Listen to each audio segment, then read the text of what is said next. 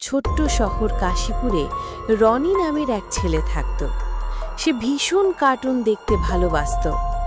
একদিন বাজারে ঘুরতে ঘুরতে রনি একটি অদ্ভুত দেখতে কার্টুন পুতুল কিনে আনে। পুতুলটির বড় বড় চোখ, লাল টুকটুকে ঠোঁট আর এক চিলতে হাসি ছিল। দোকানদার সাবধান করেছিল, তুমি বুঝছো না লালু, সেই পুতুলটা অনেক দিন ধরে এখানে আছে। যেই ওটা নিয়ে গেছে, সবার ঘরেই অদ্ভুত সব ঘটনা ঘটেছে। মাঝরাতে ফিসফিস শব্দ শোনা যায়, খেলনারা নড়ে ওঠে, আর মানুষ ভয়ে দোকানে ফেরত দিয়ে যায়। আহা দাদু, এগুলো কি শুধু গল্প নয়? আমি ভয় পাই না, ভূত টুত বলে কিচ্ছু নেই। গল্প নয় বাছা, সত্যি। আমি এই চোখে দেখেছি। কতজন এসে কেঁদে চিৎকার করে বলেছে, দাদু পুতুলটা ফিরিয়ে নিন। ও রাতে হেসেছে, খাটের নিচে হেঁটেছে। সত্যি নাকি? কিন্তু আমি তো পুতুলটাকে খুব পছন্দ করেছি। সতর্ক কণ্ঠে, ইচ্ছা তোমার, কিন্তু আমি বলছি এটা ভালো হবে না। কিন্তু রনি হেসে উড়িয়ে দেয়। সেদিন রাতে ঘুমোতে যাওয়ার আগে রনি পুতুলটিকে টেবিলের ওপর রেখে দেয়। মাঝরাতে হঠাৎ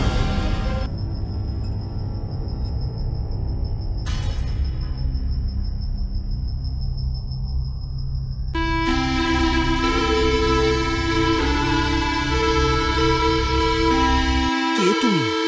আমি বন্দি আত্মা, মুক্তি পেতে এসেছি। কি চাও তুমি?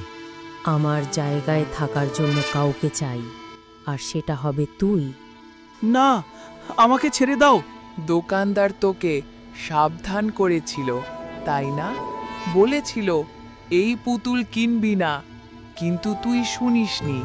তুই আমায় কিনেছিস, তাই শাস্তিও তোকে পেতেই হবে। আমি জানতাম না, আমি শুধু খেলতে চেয়েছিলাম।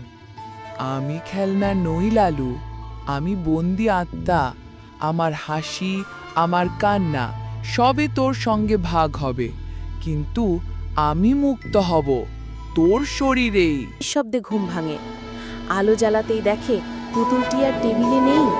পেছন থেকে টুকটুক শব্দ করে এগিয়ে আসছে। রনির বুক ধড়ফড় করতে থাকে।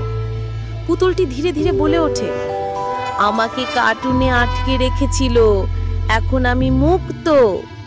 রনি বুঝতে পারে এ কোনো সাধারণ খেলনা নয়।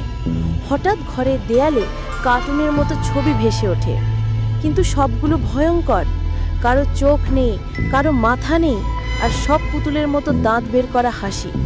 চারদিক থেকে সেই আঁকাগুলো নড়তে শুরু করে। রনি চিৎকার করতে যায়, কিন্তু গলা থেকে কোনো শব্দ বেরোয় না।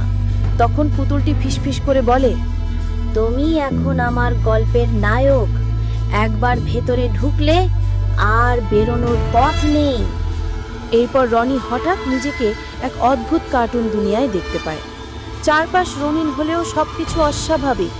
সূর্য হাসছে, গাছগুলো দাঁত কিরমির করছে, আর রাস্তায় হাঁটা লোকেরা একে একে পুতুলে রূপান্তরিত হচ্ছে। সে দৌড়ে পালানোর চেষ্টা করে, কিন্তু পুতুলগুলো সারি বেঁধে তার চারপাশ ঘিরে ধরে। তখন সেই প্রথম পুতুলটি আবার হাজির হয়। তার চোখ দুটো রক্ত লাল, আর ভয়ঙ্কর কণ্ঠে বলে, এখন তুমি হবে নতুন পুতুল। আমার জায়গা কেউ না কেউ নিতে হয়। রনি ভয়ে কাঁপতে থাকে। আস্তে আস্তে তার হাত পা শক্ত হয়ে কাঠের মতো হয়ে যায়। চোখে আধার নেমে আসে। পরদিন সকালে রনির মা ঘরে ঢুকে দেখে টেবিলের ওপর বসে আছে এক নতুন কার্টুন পুতুল। বড় বড় চোখ, অদ্ভুত হাসি, আর চোখে এক ফোঁটা জল।